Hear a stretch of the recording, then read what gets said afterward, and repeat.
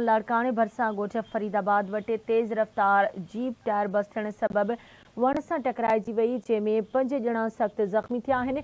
ज़ख़्मी खे trauma centre मुंतकिल कयो वियो आहे। ज़ख़्मी में मुहर्रम नारे जो धणी बख्श पठान, मुमताज़ नारे जो मोहम्मद सिद्दीक़ ऐं लियाकत नारे जो शामिल आहिनि।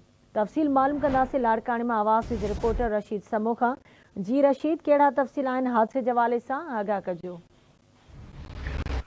जी बिल्कुल, लाड़काने भरसा गोठ फरीदाबाद वटे तेज रफ्तार जीप जो टायर बस थियण सबब वण सां टकराइजी वई आहे, जंहिंजे नतीजे में गाॾीअ में सवार जेके जीप में आ 5 ॼणा उहे सख़्त ज़ख़्मी थी पिया, जिन खे हद जे शहीद इलाही बख़्श थाणे जी पुलिस ज़ख़्मी हालत में खणाए लाड़काने जे ट्रॉमा सेंटर मुंतकिल करे छॾियो आहे। ऐं ज़ख़्मियुनि में आहिनि मुहर्रम नारे जो धणी बख्श पठान, मुमताज़ नारे जो, मोहम्मद सिद्दीक़ नारे जो ऐं लियाकत नारे जो शामिल आहिनि। उन हवाले सां शहीद इलाही बख्श सियाल थाणे जी पुलिस सां राब्तो थियो आहे त पुलिस जो चवणु आहे त जीप में सवार जेके हुया उहे खैरपुर कोर्ट में हाज़िरी बाद खैरपुर मां कोर्ट में हाज़िरी बाद वापसि अलियाबाद अची रहिया हुया त फरीदाबाद वटि संदसि जीप मोटरसाइकिल खे बचाईंदे वण सां टकराइजी वई ऐं जंहिंजे नतीजे में जेके 5 ॼणा उहे ज़ख़्मी थी पिया, जिन जो इलाज आहे उहो लाड़काने जे